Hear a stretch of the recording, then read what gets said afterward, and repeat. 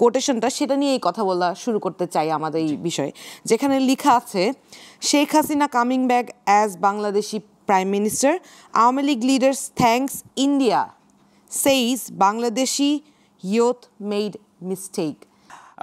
হুমায়ুন নূর, দেশে কি আসলেই যুদ্ধ পরিস্থিতি চলছে? জনাব মাহফুজ আলম যেটা বলেছেন যে গণ অভ্যুত্থানের বিরুদ্ধ শক্তি একটি ছদ্ম যুদ্ধ চালাচ্ছে, সে যুদ্ধ অন্য জায়গা থেকে চাপিয়ে দেওয়া হয়েছে, এটি আগেও বললাম। আপনি কি একটু ব্যাখ্যা করবেন, বা জনাব মাহফুজ আলমের এই বক্তব্যের সাথে আপনি যদি একমত হন তাহলে পরিস্থিতিটা আপনার দৃষ্টিতে কেমন? ধন্যবাদ আপনাকে, ধন্যবাদ আমার সহ আলোচককে। প্রথমে আমি একটু সংশোধন করে দিতে চাই, আমার নাম অ্যাডভোকেট হুমায়রা নূর, আমি জাতীয় নাগরিক পার্টির যুগ্ম সদস্য সচিব। আপনি বলছিলেন যে জনাব মাহফুজ আলমের একটি ফেসবুক স্ট্যাটাসের বিষয়ে আপনি আলাপ আলোচনা করছিলেন, যেটা নিয়ে আমাদের মতামত চাচ্ছেন। সেই বিষয়ে আমি আসলে বলতে চাই যে আমরা আসলে খুবই সন্দিগ্ধ।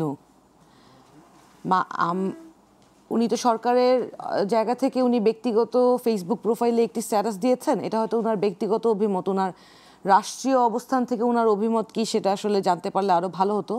বাট একজন সাধারণ নাগরিক হিসেবে যদি আপনি আমাকে প্রশ্ন করেন, তাহলে আমিও অন্তত বলতে পারি যে আমি অত্যন্ত অ্যাংশাস ফিল করছি এই জন্য যে আমি কিছু বিষয়ে দেখতে পাচ্ছি যে আমাদের প্রতিবেশী দেশের যে ভূমিকা সেটা খুবই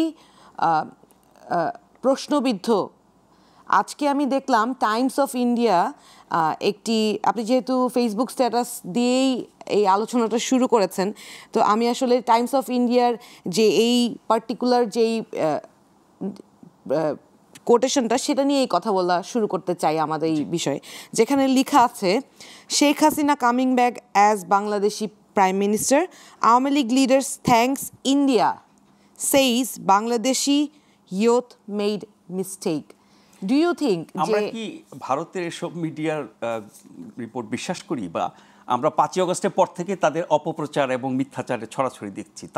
আপনি তো এটা উড়িয়ে দেওয়ার সুযোগ নেই। বাংলাদেশকে রাষ্ট্র হিসেবে যদি আপনি সুরক্ষা দিতে চান, আপনাকে সমস্ত অপরাজনীতি এবং আমাদের বিরুদ্ধে যে ষড়যন্ত্র সেটার বিরুদ্ধে আপনাকে অবশ্যই সচেতন থাকতে হবে। এবং আমি বিশ্বাস করি যে মাহফুজ সাহেব সেই বিষয়েই আমাদেরকে সতর্ক করেছেন। এবং কিছুদিন আগে আমি দেখতে পেলাম যে প্রধান উপদেষ্টাও আমাদের যেই আইনশৃঙ্খলা বাহিনীর বিভিন্ন সংগঠন আছে আইনশৃঙ্খলা বাহিনীর, তাদেরকেও উনি একইভাবে সতর্ক থাকার পরামর্শ দিয়েছেন। কারণ আমরা যেই মেসেজগুলো পাচ্ছি, আমাদের প্রতি যেই হুমকি ধমকিগুলো ছুড়ে দেওয়া হচ্ছে, এগুলো কোনোভাবে সহজ বা ভাবে দেখার কোনো সুযোগ নেই।